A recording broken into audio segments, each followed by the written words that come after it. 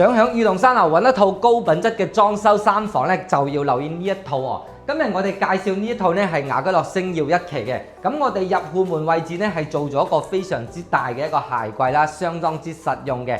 而且咧，我哋望翻後邊呢一邊咧，連通翻過嚟嘅話咧，就係我哋嘅一個廚房位置啦。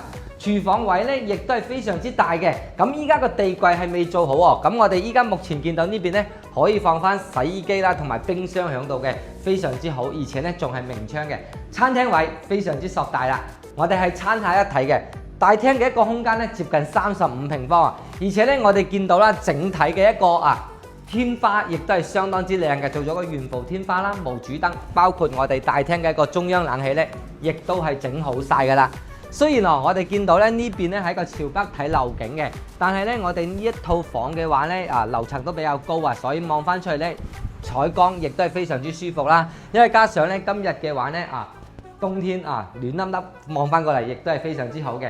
目前你視頻入邊見到嘅家私電器全部業主都話送埋噶啦。咁我哋過嚟睇翻我哋房間嘅一個佈局喎。佢呢套嘅話咧係3房2衛，第一間房嘅話咧亦都係睇翻遠景啦，冷氣床同埋我哋呢邊嘅一個衣櫃咧係全部都安排晒噶啦。咁我望翻出嚟啦，對面就係我哋第一個客位啦。客位方面咧，乾濕分離嘅一個洗手間啦，包括我哋嘅電動馬桶咧，亦都係裝排晒嘅。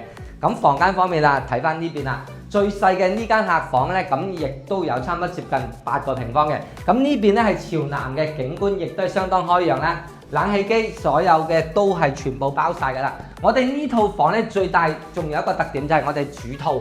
主套方面嘅話咧，我哋係包括我哋嘅一個浴缸咧都做晒嘅，而且咧我哋呢邊嘅話咧，浴缸嗰邊咧望翻出去咧，亦都有少少風景睇嘅，可以一邊浸浴啦，一邊睇風景，非常之寫意哦。